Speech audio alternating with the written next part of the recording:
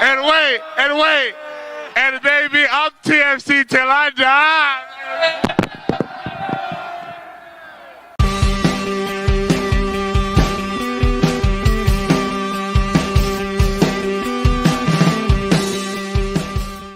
Hello and welcome back to Toronto Till I Die, the Toronto FC fan show. I'm Mike Newell, and we knew the run couldn't last forever, but at least we got to see the first MLS goal for one Jaquil Marshall-Rutty. Congratulations to that young man. Unfortunately, we will be talking this week about TFC's first loss of the season against NYCFC in New York on that horrible baseball pitch. We'll continue our 2024 annual player over-unders, and we'll get your responses to this week's burning question. Lots to get into, lots to talk about with my co-hosts, Jeffrey P. Nesker and Michael Singh. Gentlemen, how are we doing today? Good. Yeah, guys, I got to say, I really enjoyed listening to, I was in Montreal this week, so I had, some spare time, and I enjoyed listening to the pregame podcast that you guys did with, Who are you? it was Andrew, right? Of New York City FC. Yeah. And I'm getting a little ahead of myself here, but the insight that he offered was like bang on. It was. In terms of what we saw play out on the pitch just 2 days later after you guys recorded that podcast. So I'm looking forward to more of these. I know you guys have, more in plan. I'll try and jump on as well when I can. But I mean, exciting news for, our viewership, right? You guys, we do a lot of TFC content. So now to just widen it a little bit and bring in some insight from, people that know other clubs the best, the week before TFC play them. Such a treat. So yeah, keep at it, guys. It's a good addition. What do you think of the name? Who are you? Because it's still I love it. I love you that. Do? All right. It's like, the who are you? Who are you? Kind of chants from TFC, or not TFC, just soccer fans who, players taking corners. I think it was like a really infamous cut scene in FIFA too, for anyone who's played that game with Grandma. Obviously a very well-regarded chant. So I love that. I love that name. Who came up with that? Not me. It was me. Ooh. I have spent a long time in stands yelling that at people taking corners. So eventually I found a good use for it outside of the pitch. But no, I appreciate the kind words, Mike, and we're looking forward to putting more. We're actually going to be recording one with some guys from Atlanta in the next couple of days. So look out for another episode of Who Are Ya ahead of this weekend show. Jeffrey P. Nesker, I was lucky enough to be in your presence this weekend as we both watched the game and then put on a great karaoke show. I had a great time. You missed my my Roadrunner, my Modern Lovers Roadrunner at about 4:00 in the morning, but your Goldfinger was unbelievable. Shout out George and Nikki and the Regal Beaver. Nikki, if George hasn't done his chores yet, he can't listen to the show or watch it on YouTube. So you're allowed to make him stop and finish his chores. Yeah. You guys went to a karaoke bar? Is that No, we went to George and Nikki's place. They have a karaoke bar in their basement. It was a great time. And it's fantastic. You got to join us one time. Yeah, it's great. Just really quickly, JPN, your Mrs. Alicia, killer margaritas. Just oh my god, the Cadillac with margaritas, so good. Like $30 drinks that I get for free all the time. It's stupid. I'm spoiled, Mikey. Was that not your pandemic drink? I think you told us about it on the show. Yeah, no, and then she figured out how to make them, and then we bought a blender. But it's not blended margarita season. Hold on. Yeah. Did you not have a blender before? No, we had a food processor. I wanted one that would do the ice. So we had to upgrade, right? Not all food processors will crush ice. Born the same. Yep. And I had to compromise. I actually wanted the Jimmy Buffett one that looks like a slushy machine at 7-Eleven that keeps like a whole bunch of margaritas frozen forever. But we don't have the counter space. And it's also, I think, the better part of $1,000. Don't quote me on that. I know Mark Hinckley has one, strangely enough, but and he raves by it. But yeah. I'm surprised neither of you called out my my new seating position. How's the weather back here? But we started. I have no idea what you're talking about. The mics. You don't notice how much further back I'm sitting, and my posture's better. because we decided to do this thing called TikTok, and I was sick of looking like a potato when we zoom in on my face. So hopefully this helps, but my eyes are atrocious, so I'm Are going we to on do my TikTok? best reading out the comments. Pardon? Are we on TikTok? Not yet. Not yet. No, Not yet. not yet. We're baby I steps. Oh, did I Baby steps. spoiled Yeah. I say surprise. TikTok because Instagram and TikTok have similar requirements for the video size, but Absolutely. what I It's meant like to say Mike was Singh goes to Instagram. Montreal, the entire show has changed. Yeah. All right, gents. We've talked about the show and great margaritas, but let's talk about Saturday's result. A 2-1 loss for Toronto FC in New York on a baseball field. As somebody who works in Major League Baseball, look, Yankee Stadium is an iconic venue for baseball, but an atrocious place to play soccer. I've been in the away section. If anybody's been to New York away, also shout out the away support that traveled to New York for this game. It's just the oddest. It's the weirdest viewpoint. It just doesn't make sense. Your brain can't handle it. And it didn't look like TFC could handle it either because we all know small, narrow pitch. It really felt like it actually kind of impacted the team a little bit. But I wanted to get your guys' thought on that. Can't they all be Seba getting? Did he get a hat trick or a brace in that game? Can it all just be like that? Playoffs? Was it hat trick or a brace? I was there. I can't remember. It was a lot. It was more than one. This was not that. I think he got a hat trick. In that one. Yeah. It's like an optical illusion, that pitch. You always remember it being bigger than it is, and then the first 15 minutes of watching it on TV, you're like, I can't believe how tiny it is. It's ridiculous. They were on top of each other. Yeah, John Herman's first experience of Yankee Stadium, if I'm not mistaken. Yeah. Something he commented on after the game. By the way, it was a hat trick. It was a hat trick. Thanks, Trash Panda. Great name. Saying it in the chat, but also you guys just talked about this on the preview podcast like 4 days ago. I think you brought it up on podcast. I've been busy. All right. Margaritas, they're really good. You can't speak until you've had some of these margaritas. The worst is, like, I was there for that, and I can't remember if it was a hat trick. I just remember Josie's overhead, sort of over the shoulder volley, and the thing just. I knew Paz scored. Not Paz. I knew Seba scored multiple goals, but I didn't know if it was a brace or I'm repeating myself. Let's move on. Yeah. So it definitely did, especially when TFC went up a man in New York City, went down to 10 men, and they kind of bunkered in. Totally impacted the game. I actually thought TFC started the game very strong. Yeah. They looked really sharp within the tight constraints of Yankee Stadium. They were moving the ball quickly. They were breaking down New York's press seemingly easily, which is obviously not an easy thing to do in the dimensions within the dimensions of that pitch. So started the game really strong. The way they were connecting passes, moving the ball side to side in between. Like I said, NYCFC players breaking presses, and then the goal happens. Shaquille Marcheretti's first goal, which we'll get into, a little bit here. But after that goal, it seemed like momentum shifted all the way towards NYCFC, where for whatever reason TFC began to struggle connecting passes, and then NYCFC obviously took the game over, dominated the ball, and really broke TFC down in ways we haven't seen TFC be broken down yet this season. So, yeah, in a lot of ways, I thought the latter 66% of that game looked a lot like Toronto FC from last season, if I'm being honest. Fair enough. Can I just ask? Okay, so obviously we get the goal. We'll talk about that in a second. But even before the goal, I thought, like you said, TFC started brightly. They were snapping in the tackles. They were winning the ball back really. Even if they were giving the ball back, they were winning it back fairly easily and very quickly, and then sort of being able to spring what they were trying to do going forward.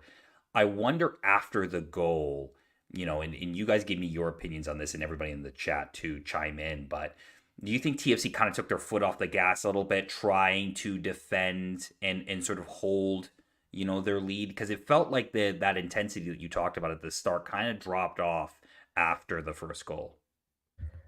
I would say it wasn't necessarily TFC, more so as it was NYCFC. Their team, as you guys talked about, desperate for points. Yeah.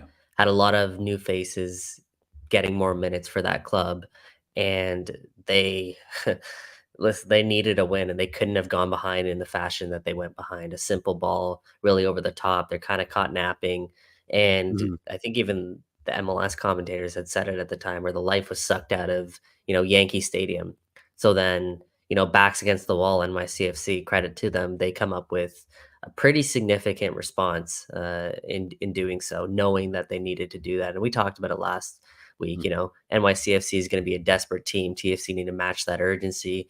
They did to get to at the jump, but then once that goal goes in, it's almost like a curse for them, where it like reignites NYCFC, and TFC just weren't able to keep up with them from that point on, really. Yeah, Mm. Jeff, we were watching it in George Basement. You kind of had mentioned sort of that drop off from TFC after the goal. What were Mhm. you sort of seeing? What were you kind of experiencing as you were watching, NYCFC sort of get their foot on the ball and start to get into the game? I mean, everything that Mikey Singh just said, right? Like they're a trapped animal, and I'm a firm believer that this idea that playing 10 outfield players against 9 is an advantage 100% of the time. Very often it isn't. You can get lazy, you can miss opportunities. It upsets the apple cart, and certainly it did so on that game. you know, I said it in my column for WTR. I'm going to say it again here. I don't really want to judge this like a regular game. It's an away game at Yankee Stadium, right? It's chaos, So yeah, it's a loss, but am I going to go as far? Am I even going to venture into that performance reminding me of 2023 TFC? Well, one, they wouldn't have had an away goal to to defend, and two, I didn't see. I mean, it's crazy, but I didn't see much. They were still in it. They were still competitive. They were still trying. Herdman made subs, like kamikaze subs. I mean, how many of our strike core did we have on there that wasn't Cassius Malula at the end? We wouldn't have seen that last year, and there was still commitment on both sides of the ball from a great many players on the pitch. You didn't see that body language. You certainly didn't see Ame Babika giving up on a play. So it's concerning. um, I'm not tactically astute enough to claim this, but to me, it just seemed like they had a game plan going in to take advantage of the smaller pitch. Like you said, like you opened with, Mikey, that was John Herdman's first experience at Yankee Stadium. He won't do that again. I don't think they had an answer for when New York came back and had their foot on the gas, right? Their entire game plan was to strike early and strike often. I'm positing this. I'm not saying it is fact. And they sort of the apple cart was upset and they didn't have a response. Fair enough. Yeah, and I guess I just wonder because, like, tactically, I was noticing that Santi Rodriguez, who was just absolutely terrorized TFC throughout this match, scored a great free kick goal. He was dropping into this space where he could just get the ball and turn and kind of make things happen. And I was wondering, if there was a tactical adjustment that John Herdman could make quicker in order to close down that space. But I wonder again if it's just sort of the dimensions of the pitch kind of leave those kind of pockets available for players like him to succeed in. Yeah, I mean, we saw what Herman go with the five across, Yeah. right? And then that obviously will open up more space in those pockets that you're referring Mm-hmm. to. There were adjustments made throughout the game. I don't know if this one came down to tactics as much as it came down to execution and quality. Yeah. You know, sure, there were moments where, like you just illustrated, where NYCFC took advantage and started to make it look a little bit easier than maybe other teams have towards playing through Toronto FC at times this year.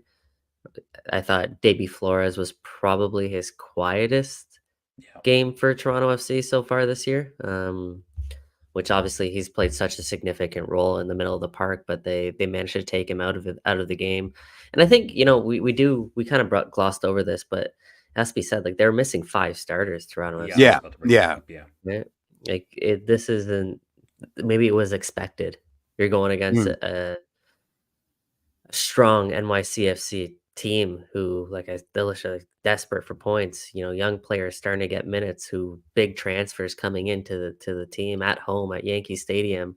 Maybe that was inevitable. That was going to happen just based on the circumstances heading into the game. So I don't know. Like you're right. I don't think it was unexpected. I don't know if disappointed is the right word, but it was certainly you know, a stumble in the road, I guess, let's say. Yeah, for sure. And Jeff, you nod Yeah. your head. You think it's not a disappointment, and I for the most part agree with you. I think Yeah. this is one where you can kind of say, okay, well, this is if you're going to drop one, this is the one.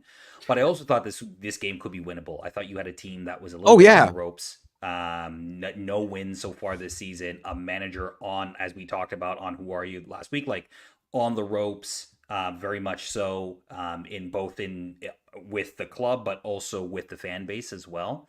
And it was an opportunity to kind of strike against a team while they were kind of down. And look, for the first, like you said, Mike, 10 sort of minutes, they were, and they get the goal through Jaquil Marshall-Ruddy, his first in MLS play.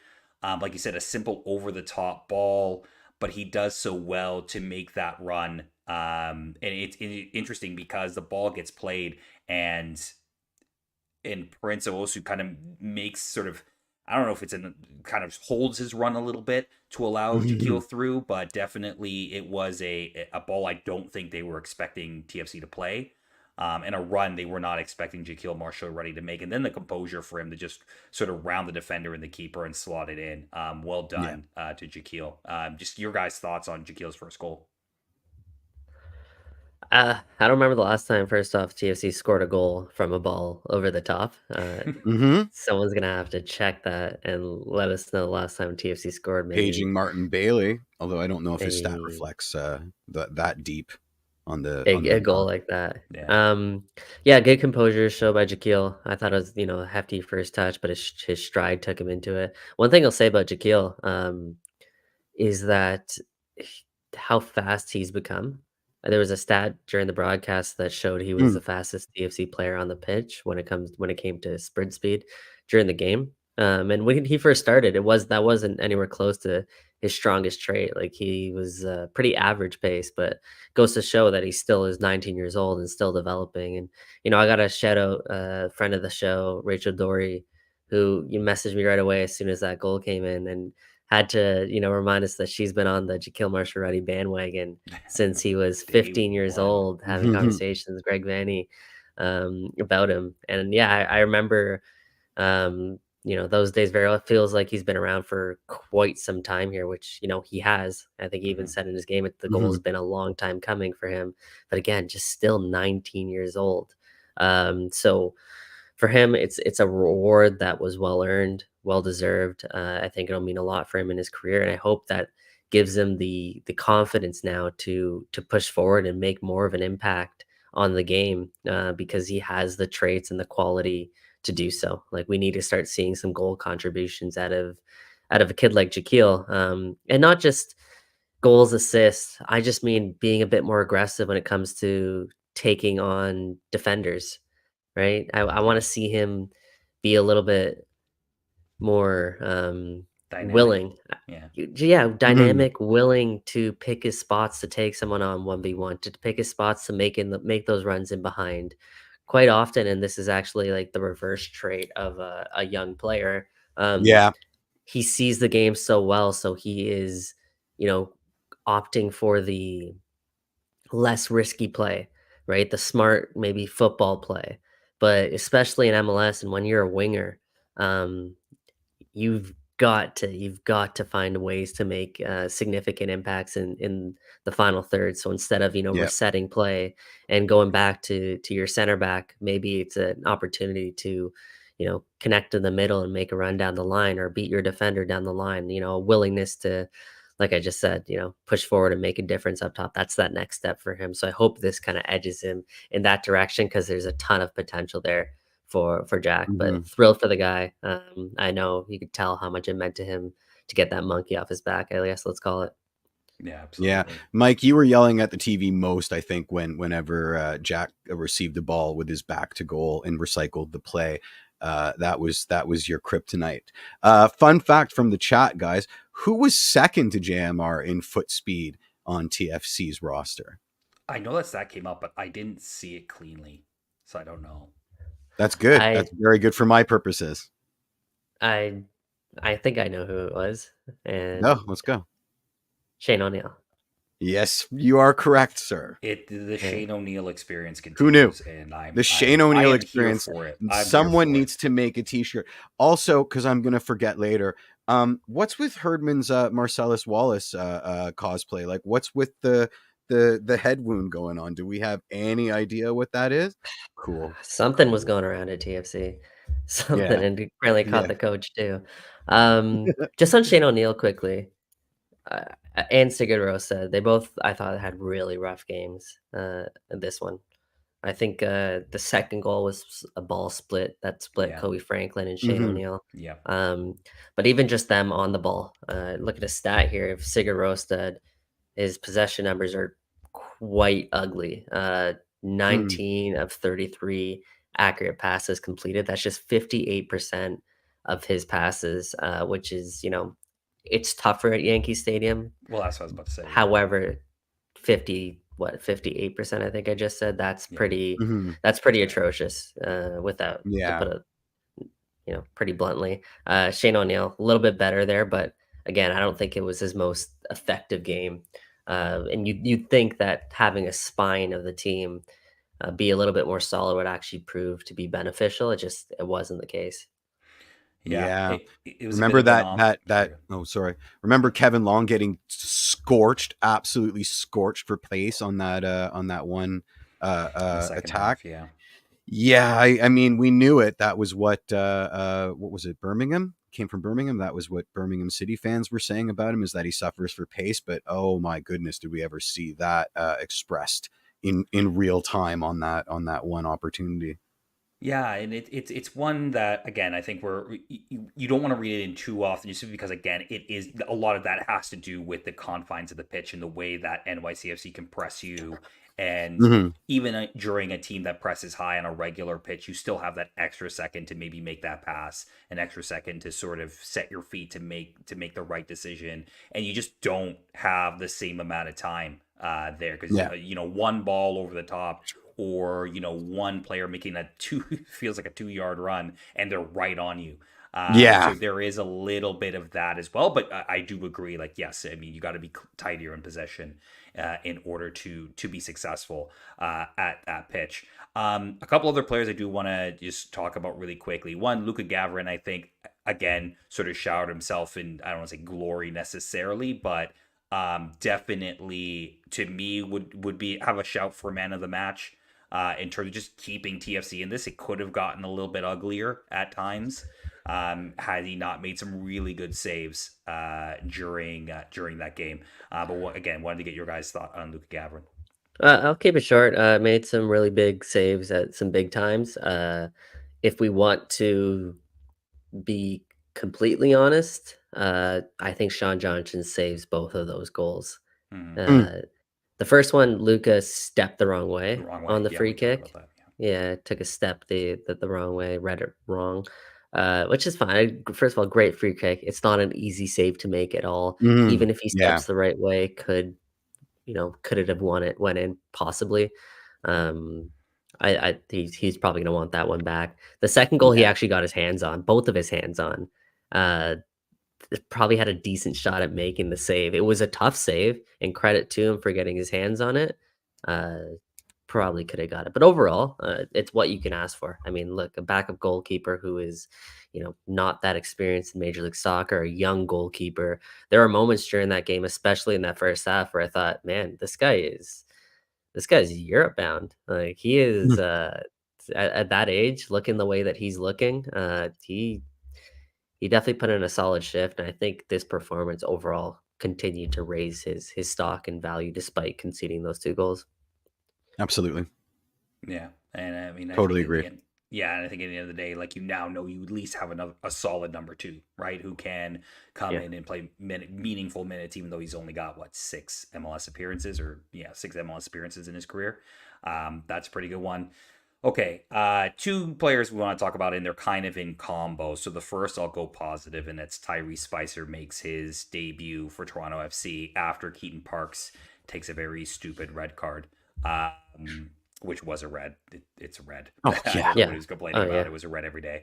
But Tyrese Spicer comes on and makes his debut for TFC down the wing. It looked impressive. I mean, look, it's a very, very, very small sample size. But I thought brought some directness, as John Herdman has said about him. And look, we'll get to know more about him as the season goes on. But at least from a first look, okay, a decent beginning for Tyrese. Yeah, absolutely. I mean, it needs to be said, he's ahead of Cassius Malula on the depth chart now. That's a yikes. If there was ever a moment to put Cassius into a game, it's on that tiny little turbo pitch at maybe his preferred position, his so-called natural position. That's a concern. But I kept thinking of Mikey Singh. Mikey was so quick to stress that Spicer got the nod. He got our draft pick because this is a guy that could be plug and play. And we saw that, in terms of a late game sub to add some energy and put in some really nice crosses and generate some chances. Checks all the boxes. Absolutely. Yeah. I think you see a lot of good starting points with him. You see why Toronto FC liked him initially, right? Size, pace. I thought he was electric in terms of how quick he was up the pitch. Very direct as well. Mhm. He's got a long way to go. Yeah, He's got You're a probably- he's got a Does he long way to remind you of go. Schaffelgott a little bit? Because he kind of did me. Maybe not like the head down, I just felt like Schaffer might have marauding been a little bull. bit But more finished. really, Yeah, Hmm. I agree. I'd agree with that. Yeah, I can see what you're saying. Very direct, very pacey, very left-footed. It seems like. So I could see what you're saying there, Jeff. There's some parallels there. In that they I both I like on the left. yeah, I guess I Hmm. guess yeah, and I think it's worth mentioning the near assist that he had. Delicious ball whipped in. Mm. I love a good low cross, and that was right on the money. So great delivery. First game in Major League Soccer. Uh, I guess my question is, now that we're starting to see this team begin to take shape, where do we see him? Because they've got a lot of wingbacks when they're healthy and fully fit. Not to mention, Nixon, who is going to slot in most likely at that left center back position. So that pushes Raul Petretta out to the left wing back. And then you have Jaquil, who scored today. And then you have Kobe Mhm. Franklin. And you have Bernadeschi that's playing wing back. And obviously Richie Larea. Like, where do we see Tyrese Spicer fitting into all of this right now? It's an interesting question. I still think their long term vision is a wing back. I think Yeah. that's the vision. I wouldn't mind seeing him in a forward position once in a while to see what that looks like. If he's going to be raw and he's going to be a little bit, then maybe that raw kind of sort of energy, that pace, that directness is something that you could use in your attack. Again, I don't know if that's up front or as a winger. He does have experience, at least at the collegiate level, at playing in those positions, so you could try that. I don't know if you start him there, but he comes in later in a game and gives you a little bit of Exactly. something different in terms of running in behind and things like that. So that might be a role for him, but it's kind of hard to see a role for him on this team. Again, Mike, considering the depth you just talked about, like all of those players are going to play ahead of him. Yeah. So Maybe Exactly, Mikey maybe said. maybe he's gonna sub in for Insigne, as Alex kind of pointed out here. Mhm. Playing as more of that attacking midfielder position. Obviously, Insigne likes to, you know, switch around with whoever's playing wing back. Sometimes the wing back will go inverted, and Insigne will drop deeper, drop outside. So there is flexibility there. You can also obviously shift formations as well. So Yeah. yeah, it's an interesting one. yeah, for sure. And let's talk about the second part of the two players I wanted to talk about, the other end of that delicious ball you talked about, Michael, and that is Io. And I don't want to turn this into an Io, everybody jumping on Io session. But what kind of concerned me was not so much the miss, because like it's a delicious ball. Should he have probably got better contact and put that away? Yeah, probably. But it did come through a defender. He probably wasn't fully, like you're just human. You're gonna react. It's his body language after, and the camera lingered on him a little bit. Heartbreaking. Yeah, like, they were kind of. yeah. I think they were. I forgot why they were checking something. I think maybe on VAR or something like that. But they had lingered on him, and it just looked like a guy who, when you think you're doing everything, you're doing the hard work at work, like just say you're in your normal job, you're doing all the work, you're spending extra hours, and nothing seems to be coming off right. That's the look that guy had, and I'm feeling for him. I'm actually feeling for him. Like he should have probably tied the game, and there's that side of the conversation, but there's this other side of the conversation where I'm wondering mentally if he's all kind of there. I wonder if you guys are sort of feeling the same.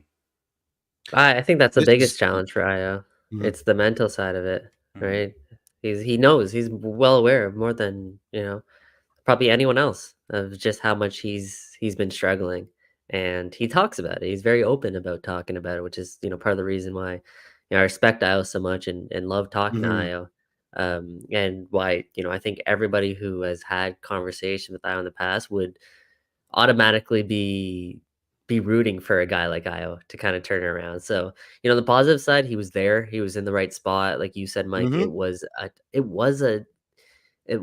a tough challenge. It really was, or a tough opportunity. It really was. Like the defender's right there. You probably assume the defender's getting a piece of it. You're taught as a striker to never assume that. And obviously, it's tougher said or easier said than done. Easier said than done. Yeah. But probably a chance he should be doing, much better with. Again, he's in a bad place right now. He's in a rut. There's nothing left for us to say that hasn't already been said. And minutes are going to be tougher to come by now for Io, who is, behind DeAndre Kerr and behind Prince Owosu in the depth chart. So he's got to now find a way to pull himself out of this, rut. John Herman's got to find a way to pull Io out of this rut without seeing as much game time. I mean, even when he's on the game, 15 minutes played, how many times he touched the ball? It's not much. Yes. 0 times? No, I mean... He obviously touched it once. He missed the net. I think he might have got like 5 touches. He got 5 touches. Yeah. In 15 minutes of action as is Toronto FC's number 9.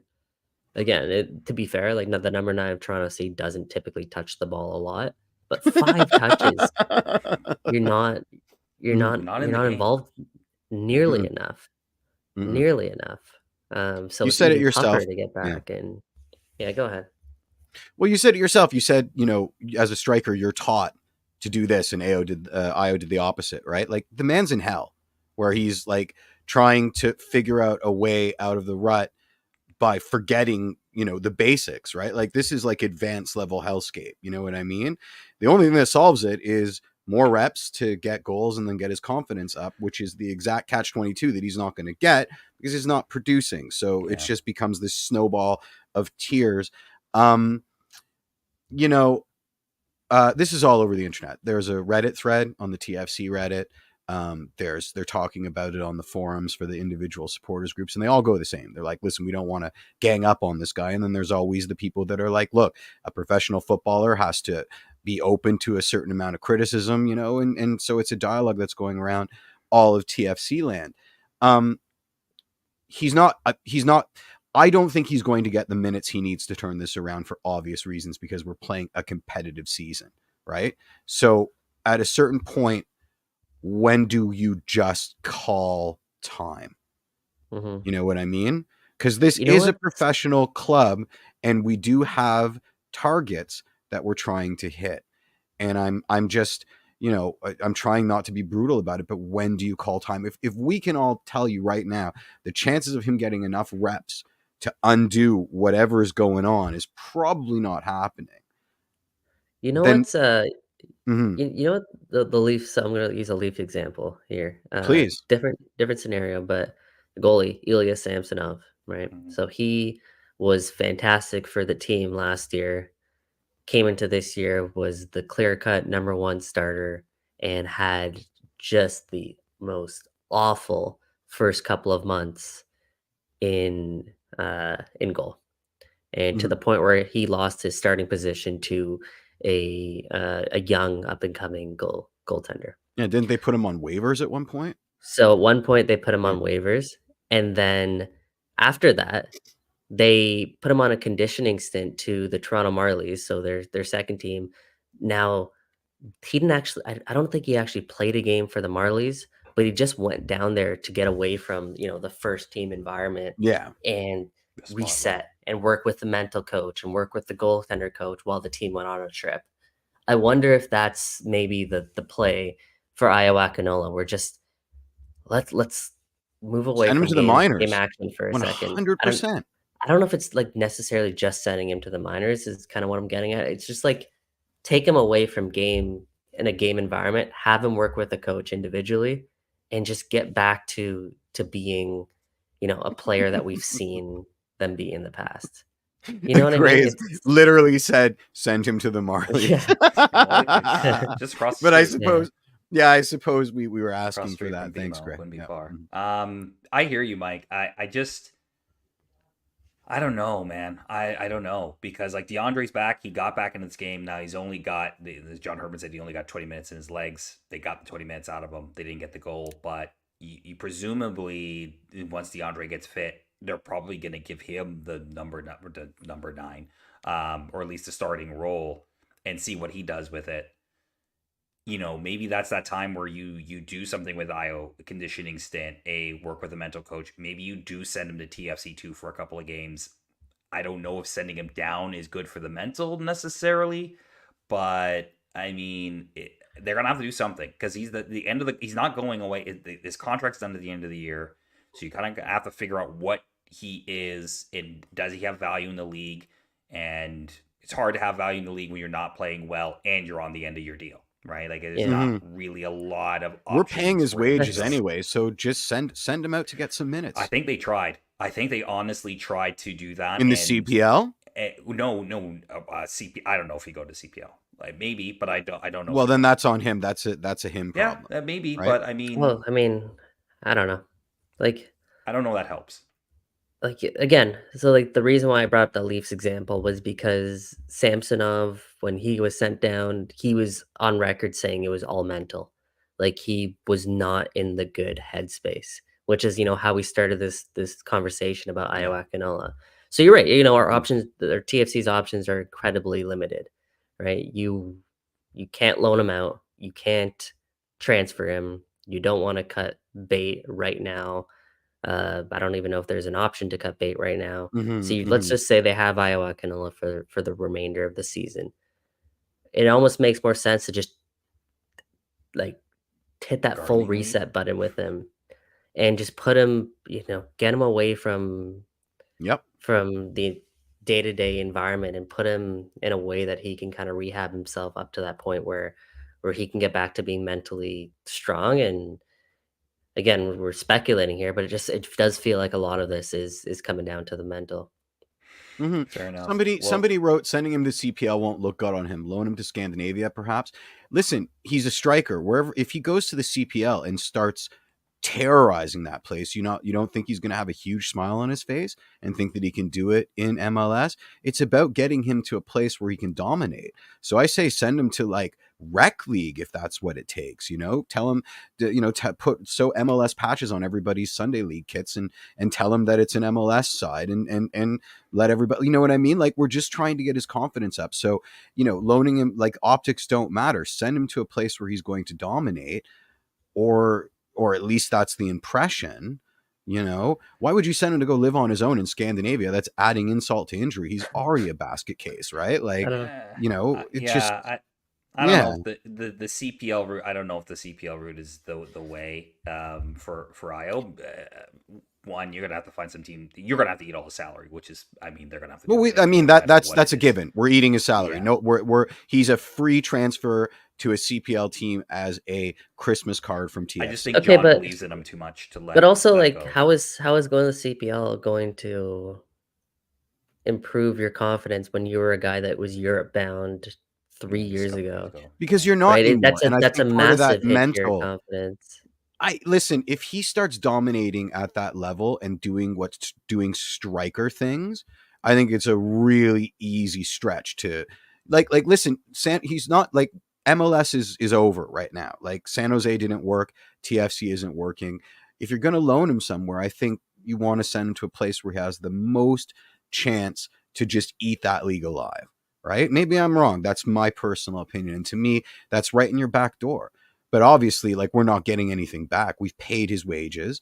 I mean, I think one of the primary reasons that he stayed around so long is the cap relief he offers, not the sunk cost fallacy that of all the money we've invested in him, and the fact that he occupies a very enviable spot on our roster that gives us cap relief. He's the devil we know.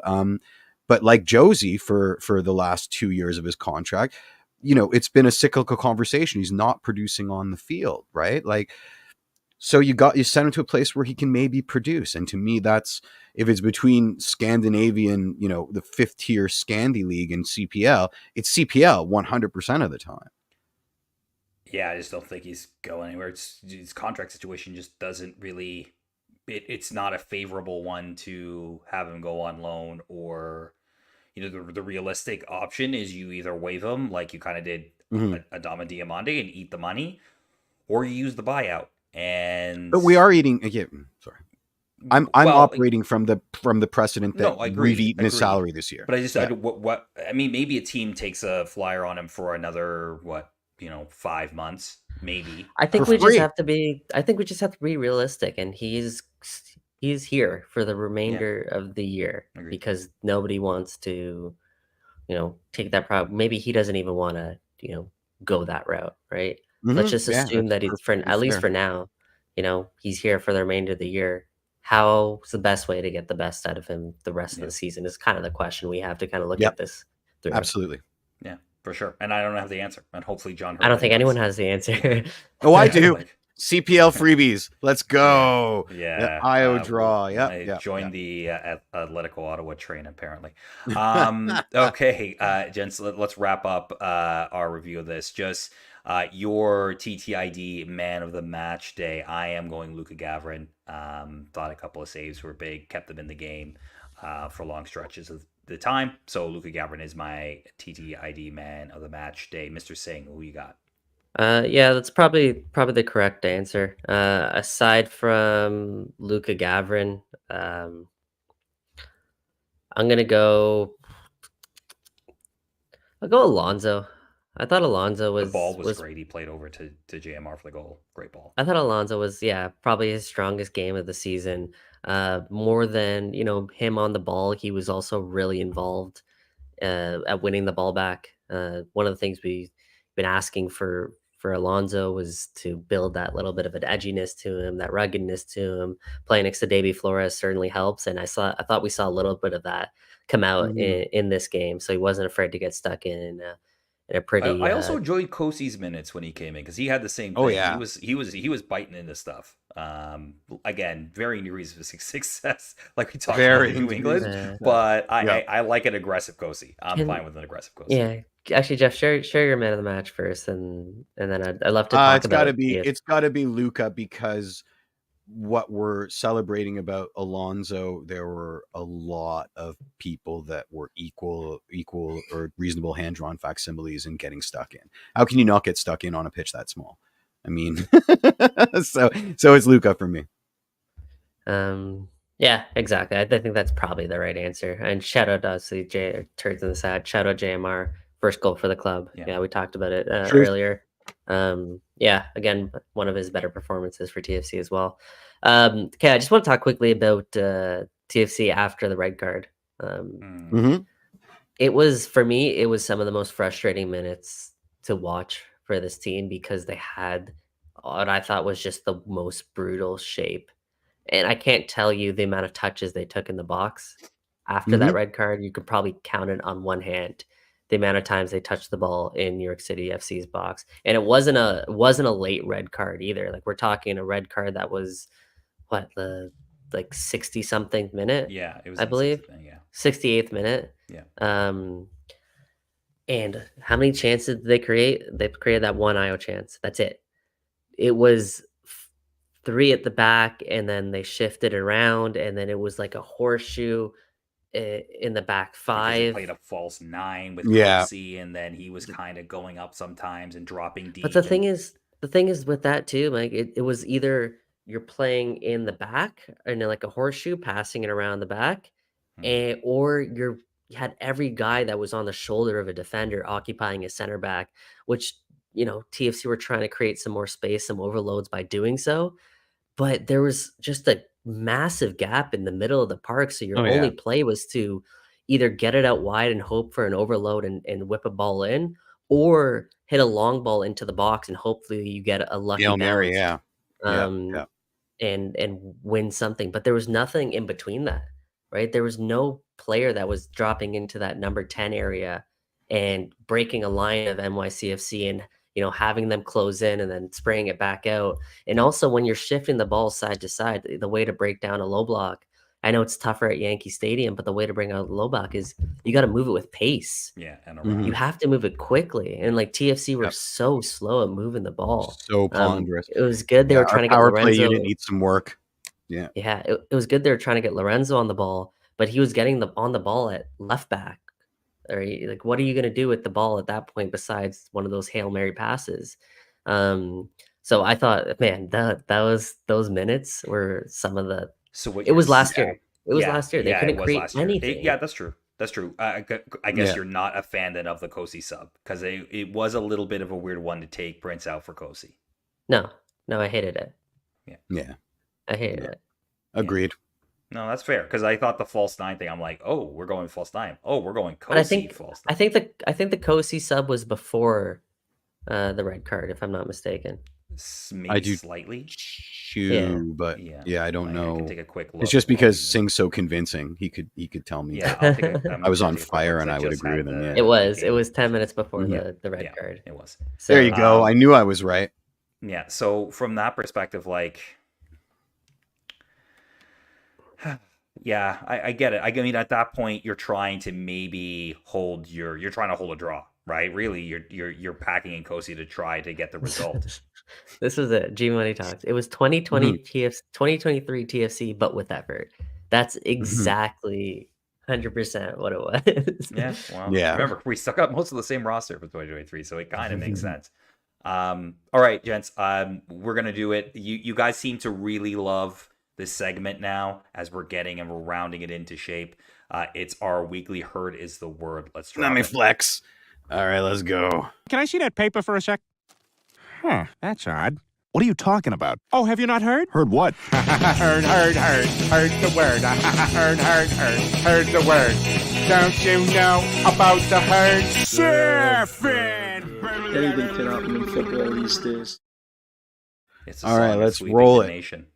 If I hear you're getting, God, knock on wood, if I hear you're getting, not opportunities from your day-to-day job, it's because you've lost them all because you just keep working on this intro and revamping it and making it better and better. That's where all your time is going. Yeah, I don't know where to stop on this one. All right, let's do Mike Newell's first. We'll come away from that knowing we were right there. 1-0, 14 shots to their 16. Yes, they've had quite a few on goal. We need to accumulate more on goal. But, TFC were in the fight there. This wasn't a game where we're done at halftime or done just after halftime. We were right there. Love that one. He's like leaning into the mic. He's mean mugging everybody, spitting truths. It's gonna be a tough one to beat. That's a Herdman is a win in a loss. You were right there. You were always in the game. They had 14 shots. I mean, granted, they had 75% of them were on goal. But that's a Herdman after a loss. That is typical John Herdman. Loss Herdman. All right, Singh, here's yours. This period now is an assessment period for these players. Prince has been getting these opportunities. Ayo had some opportunities in pre-season. DeAndre, he's just coming back from that injury, so he only had 20 minutes in him tonight. And that's it. I'm going through that assessment with a fine-tooth comb. I'm looking at all aspects. Oh my God, boys. Does John Herdman have a tell? Did you notice when he said Io's been going through preseason, he rubbed behind his ear? We've got to watch for that in the future. That might be John Herdman's might tell. Be a tell.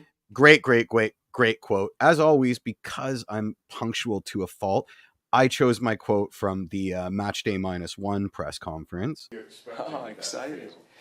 It's bringing us back to the narrow field of Hamilton or Edmonton. We purposefully narrowed fields for certain matches, so I've had some experience on how to get the best out of your team on 64 meters, but apparently it's even smaller than it's quoted as. So I had a good chat with Phil Neville after the weekend game, and he said the pitch is beautiful, like it'll play well, but you've just got to be ready. Like one pass, it seems to be in your box. So we narrowed all the fields in this week, and been training with that philosophy. The goggles did nothing. Yeah, but he was at least aware. Let me go to the comments. I think there's only one that I missed. Who wins? Guys, who wins? No one's voting on it yet. So Turts is going with 2. Martin's going with 2. Let's call it 2, which was Mikey Singh. Mikey Singh, you've got 2 wins to Mike's 1 win to my 0 wins. There you go. That was this week.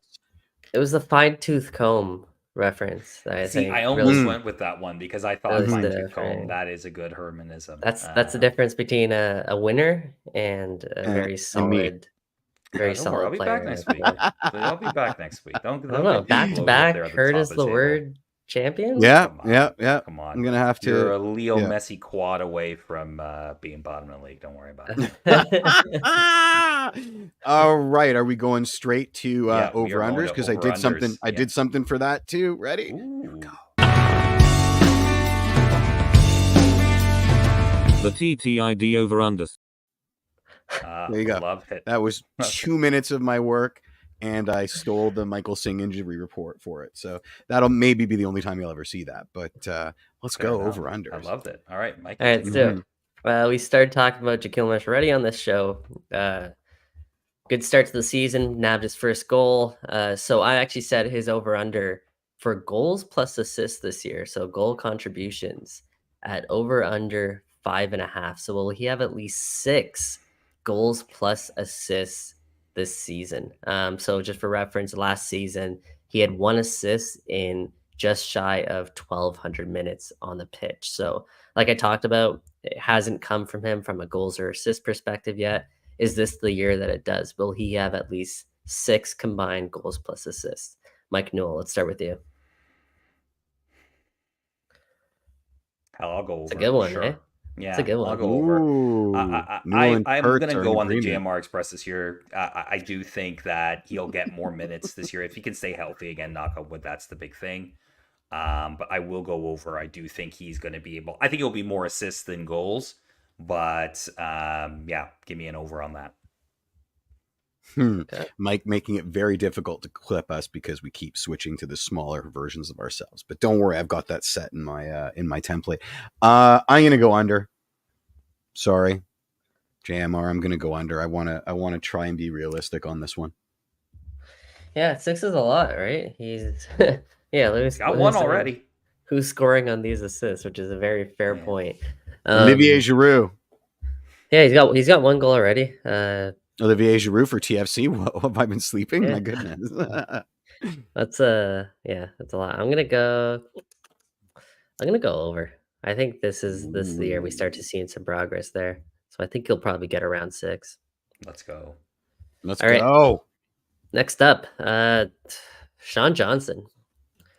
I think the obvious number, or at least category for him, is clean sheets. Yeah.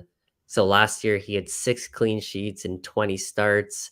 He already has 2 this season.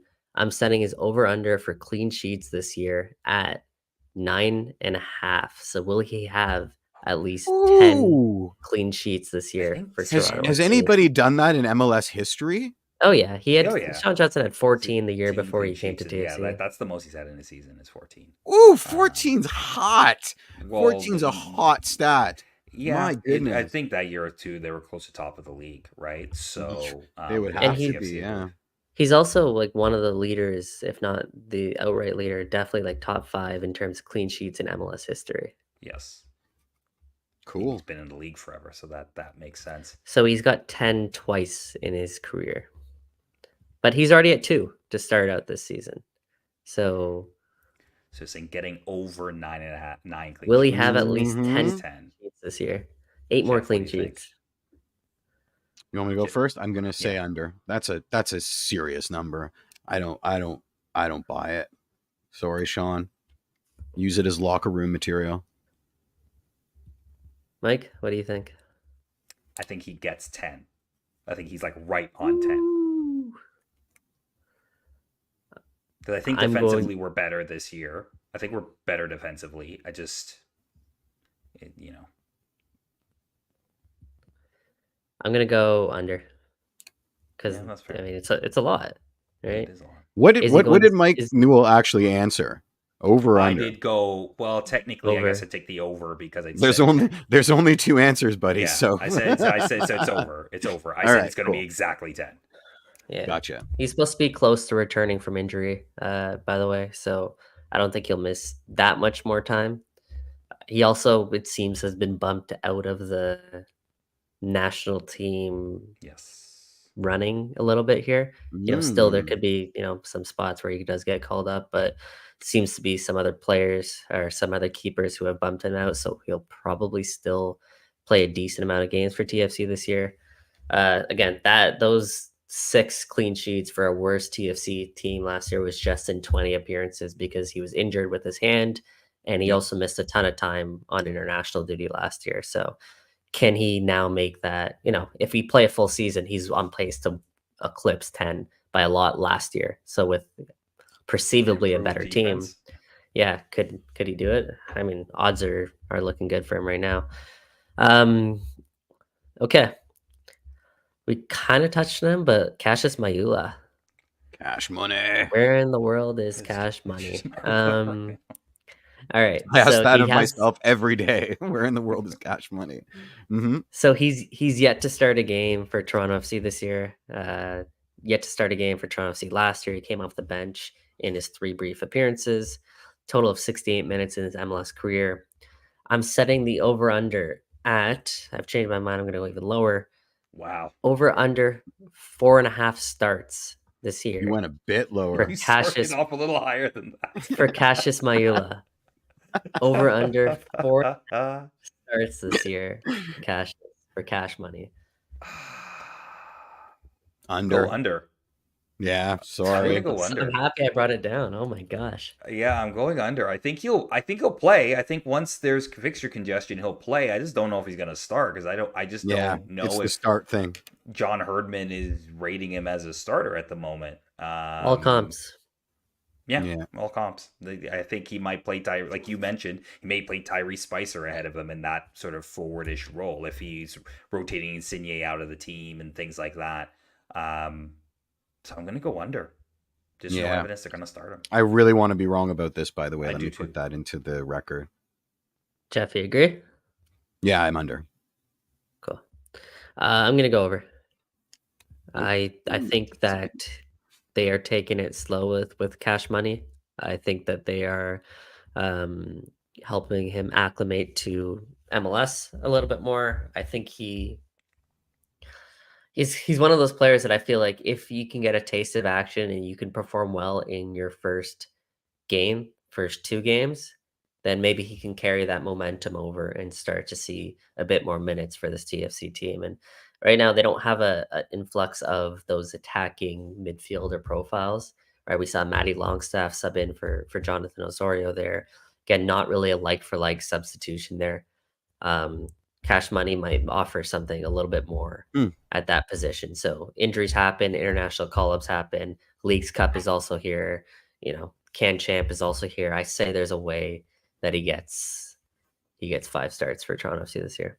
I hope you're right, because I really do think he's really talented and he can bring something to this team. It's just No G Money, it's all comps. So it's, well, I mean, Uh, starts for TFC. Okay, yeah. But I mean, I don't even understand the question anymore. G Money, sorry. would he be loaned out? Is what he's saying. Yeah, Could those yeah. starts count for another team? no, I Mhm. don't think so. Okay. So moving on from cash money, Shane O'Neill. This one's a fun one. So Shane Mhm. O'Neill, a bit of a wrecking ball there at the back. Funny enough, there have been times in his career where he hasn't been. So I'm gonna set his over under for yellow cards this year at 5.5. For context, he already has 2 this season. He had 2 in 14 appearances last season, and before that was Seattle, 4, and then the year before 3, and then 3, and then 2, and then 6 in 2014 and 2013 with Colorado. There have been instances where he's gone 10 games without getting a yellow card as well throughout his career. So very much um, unpredictable, I guess let's call it. So are we Mhm. going over or under 5.5 yellow cards for Shane O'Neill? He's only hit that mark once in his career. Mike, let's start with you. I'll take over. I'll take the over on that. Why not? So I lackadaisical. It's think the easiest Paulo over Maldini ever. And he's O'Neill like, is oh, getting, I'll maybe take it. yeah, he's going further up the pitch these days. He's making underlapping runs. He did it again this weekend. He gets caught out. He needs to chase a guy down, takes a tactical yellow. Sure. Okay. What's your prediction for number of yellows then? So what? 5's a suspension, right? Yeah. It's 5 and you get suspended. So yeah, I'll give me 7. Give me a good 7 yellow cards. 7 yellow 7. cards. 7 up. Jeff, what do you think? Mhm. You said it's the easiest Easiest one. over in the universe with the replacement refs. They're giving away yellows like candy. Shane O'Neill is going to get 700,000 yellow cards this year. I don't know how many suspensions that is, but like hundreds. He's going to he could tile his house with yellow cards that he's going to receive this year. And I say that from a lot of TFC players. It's the easiest over ever. Over times a million. Over doesn't do my vote justice. Well, Word yeah. over. Knock on wood, that also factors him staying on the pitch and being, healthy throughout this season. This also factors in him locking down that starting right center back spot, which he seems to have a pretty strong grip on, at least now. Now, obviously, it's one of the things we didn't touch on really during this episode was TFC creating some more cap flexibility by trading Latif Blessing. Mhm. Frees up some money for them to go do some other things. International spot as well. Yeah, in 2 areas of need. Obviously, the number 9 is their biggest priority, but then I also think there's a position of need at that right center back role as well. Whether it be someone a starter or someone to compete with Shane O'Neill for that spot, Mhm. I think that's something they got to bring in and address. So for my pick, I got it. It's over. It's over. I should have probably put that number slightly higher. It's Kill the over. suspense. It's So- so over. Yeah. Yeah. It's over. And they're probably going to open up a roster spot pretty soon now, supplemental roster spot, because it sounds like Luke Singh is on his way to Yeah. CPL on another loan to Atletico Ottawa. So it So looks like that's two free spots right now, an additional supplemental, so some room for TFC, some flexibility there. They're definitely going to fill at least one of those spots, by the way. yeah. Okay, so moving on from Shane O'Neill, last guy, DeAndre Kerr. Over under 7.5 goals this year. So will DeAndre Kerr score at least 8 goals this season? He had a career high 5 goals in about 1,200 minutes last season, 16 starts. Will he eclipse that mark this season? Jeff, you go first. Over. Vibes. And over because vibes. Yeah, I think we'll pot 8. Mike? Over, because if he doesn't, we are in a lot of trouble. We're in a world of pain. We are in a world of pain if he can't pot the goal up on the net. Now, granted, who knows? Again, we just said it. A little extra money in the pot. We've got an international spot back. Maybe they can go out and get a 9 and make something happen. But as all intents and purposes, once he gets fully fit, it sounds like he's going to be the starting 9 until he loses the job. So Yep. Let's hope he can get more than 8 this year, because we're going to need it. Yep. Yeah, I got under. It's Mm. it's a lot. I mean, he scored It fives is. and he hit 5 last year, and he had an incredible year. Could he score 6? Could he score 7? Yeah. Is he gonna get up to 8? I'm not quite convinced, and I'm on the DeAndre Kerr train all the way. I just think there's other parts to his game that he does beyond score, and as you illustrated, Mike, is there a guarantee that he's the starting number 9 come July with this Toronto FC team? Fair. There's not. So I'm gonna go under with DeAndre. But all Excellent. competitions, he gets pot some in the Canadian Championship. For Gets a sure. little run in Leagues Cup. That might help him out as well. We're really banking on Absolutely. this Canadian Championship to save some of our Yeah. over-unders here. It's We're gonna like, be "Oh, the yeah, best but runs Canadian we've ever seen in the Championship." Can Show. Simcoe got Rovers stuck is in Leagues buried Cup. 10 Yeah. goals on Simcoe Rovers, Yeah. and we're good, right? We can hit the over. Mm-hmm. No, obviously not dissing anybody out there in Barrie. That'll be a good time and a good match. All right, that is our over-unders. We'll do 5 more players next week. Don't have many left, but we'll do that. I hope next I week. want to do this right through to decision day. I think that would be effing hilarious if we haven't finished We'll at some point have to over-unders drop by a the end of the supercut of season. all of our over-unders for this year. So Yeah, we I mean, can I do it every Tuesday, and I can't wait to not have to do it anymore because it's a lot of content. Are we ready for the thing? Let's do Ready it. to do the thing? Oh, Do yeah, the let's thing. do the thing.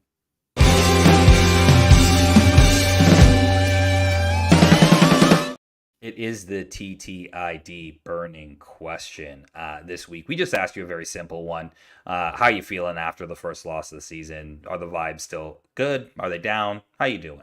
And I pulled out a few here, actually a couple responses to one specific tweet. So I think I want to sort of bring this one out. Greg Armstrong mentions his last thoughts before turning the page to the United match was regarding just Fede in the wing back position. We talked about this last week. Is it the best place for him? Is it a good spot for him to be playing right now? Greg's not so sure. I think he's saying we need his scoring and advanced play from him. He could see Larea and Spicer as attacking wingbacks with Kobe as well coming off the bench. He put out an 11. Okay.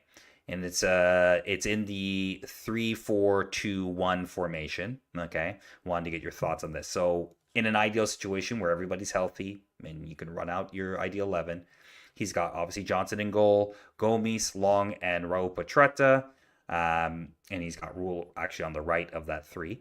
Larea, Flores, Matty Longstaff, and Spicer as a wingback. Insigne and Fede as the 2, and then he says proper 9 up top. I've heard of him. He's lineup. amazing. We can get him on TAM. Yeah, that's his 9. So he drops Ozo and he drops. He does Wait, go on to drops say that O'Neal. yes, he realizes that he drops Oso out of the lineup. Yeah. No. That's I mean, my knee-jerk answer. I'm open No. to the debate. I mean, there's not really because you can't play Raul Petretta on the right side. No, yeah. So. And I would argue you don't want to play Spicer on the right side either. And Ozo also offers an element to this team that no one else has as a player who can. We saw Matty Longstaff try to replicate this.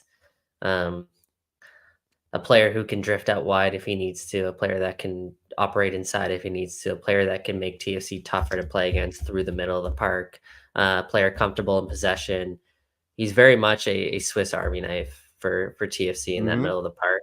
And he's your captain this year. And that's not an excuse to just play him right over some other players, but he still is a very good player. I mean, he's a max TAM player in Toronto on Toronto FC this weekend.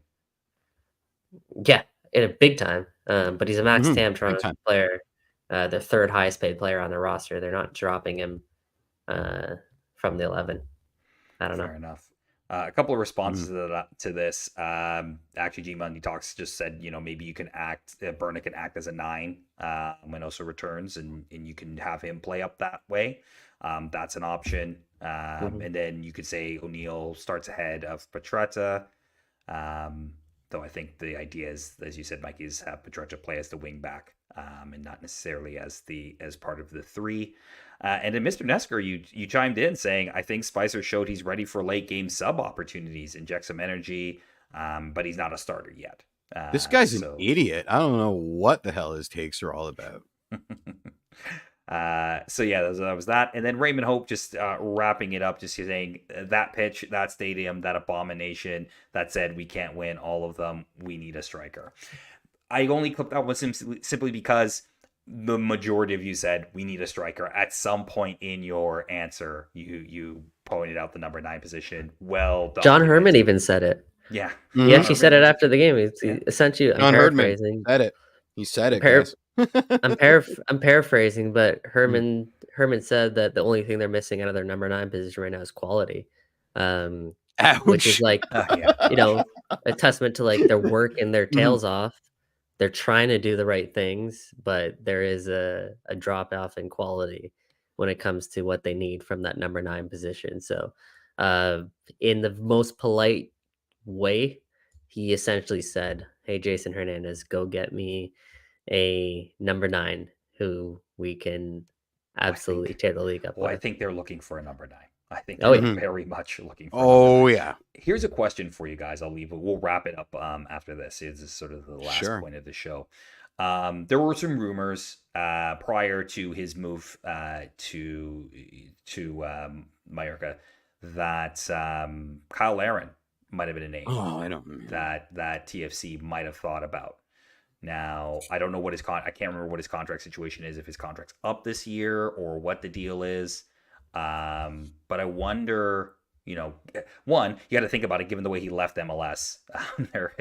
There isn't exactly the warmest of blood with him at MLS HQ. But is he somebody that TFC kind of take a look at and say, hey, okay, you would come back probably as a DP in the league, but not exactly like the highest paid DP that you would need to get? What I'll say about Kyle Larin, it wasn't that long ago where Toronto FC agreed to terms with Kyle Larin to return to the club as a designated player. But it was not executed for a reason beyond their control, is what I'll say. So maybe the reason I mentioned a little bit earlier. So very much a player in the past that TFC had interest in. Now new regime has come in since for Toronto FC. Would it still be a player they would have interest in? I'm sure. That said, I think Kyle Larin isn't unhappy in his current situation, unless I've missed something. No, I don't think happy. I think he's settled in and found more success beyond just Major League Soccer. No, 100%. Yep. And I only put that out there because a lot of people make the Herdman connection, things like that. Obviously, he's a local guy, and you never know, right? You never know. I think if you go out there and if the deal is right. Again, I don't know what his contract situation is. So if somebody in the chat, here goes Louis coming in with the zinger. Also, boys, it's Mallorca, a literal paradise. He's not going anywhere. Yeah, but is he not on loan at Mallorca? He signed. Did he sign permanently? He signed permanently, and he signed till 2028. He was at. We all know which one, but we can't remember which club he was at before. Valladolid. Yeah. Pronunciation. And then they got relegated, and then he made the move up here. So yeah, I would say very far-fetched then, given those circumstances, that Kyle Larin returns to Toronto FC anytime soon. Okay, fair enough. I'll just throw that out there for the giggles and see what happens. There's no concrete rumors. Everybody don't. I like it though. There's like an Olivier Giroud rumor floating around once again. There's Olivier Giroud. Stop it! I'll melt. Floating at least at least twice a season for the last I will 4 seasons. lose my But ever loving it sparks from the Mhm. fact that he's come out and said that he would love to come join Major League Soccer. And Yeah. it sparks from the fact LA that TFC and obviously Miami. need a number 9 they haven't been able to fill. It sparks from the fact that there are certain levers and mechanisms TFC can swing to open up that DP spot. So there are ways. However, I would also argue that Olivier Giroud at this point in his career, with the way that the bar is moving, the needle's moving, I don't know if he's a DP in Major League Soccer when you see the way No, that get him for other Suarez teams, Pam money. yeah, Absolutely. the way that other Yeah. teams use, I mean, Suarez is probably an exception, but we've seen, I don't know, Christian Teo come over for LAFC in the past and not Yeah. be a DP unless I'm Yeah, mistaken there. But you're correct. You're correct. there's been some quality players who have come in who are, not Insigne level, who are, Olivier Giroud is probably what, like 35, 36 years old now? Yeah, No, I about think he's that. 37 now, actually. Yeah, Yeah. I don't know. Like he'd be a DP because of his name, I think, at this point. And he's still an active player in Serie A and netting goals on the regular. So, 37 turning 38 years old this year. Yeah, no, he's ancient. He's father time, but But he's a still good-looking got it. Father Time. He's a good looking father Yeah. time. I mean, Oh my god. Just Um, stop it. Okay, we're gonna stop because Mhm. I don't want to start Olivier Giroud to TFC rumors again. That is just, I don't want to go there right now. Until Give we me get 5 something a little seconds bit because more we got crazy numbers again.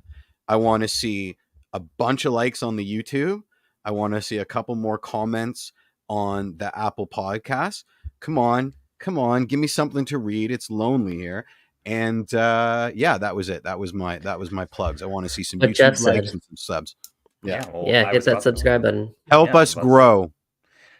Thank you for tuning into another Toronto Till I Die. Follow us on Instagram if you haven't already. You can find us at TTID Show or search Toronto Till I Die on Instagram, and you can find us and follow us and all that good stuff. Plus, if you haven't already, like Jeff said, subscribe on YouTube so you don't miss a show. We got our new show, Who Are Ya? So we also post that on YouTube as well. And then for the podcast listeners out there, just get them wherever you get your podcast, your podcatchers. If you're listening on Apple Pod or Spotify, hit us with a review or some 5 stars. We would love that as well. All right, guys. For Michael Singh, for Jeffrey P. Nesker, I'm Mike Newell. We'll see you next week. Cheers, everybody. Peace. And wait, and baby, I'm TFC till I die.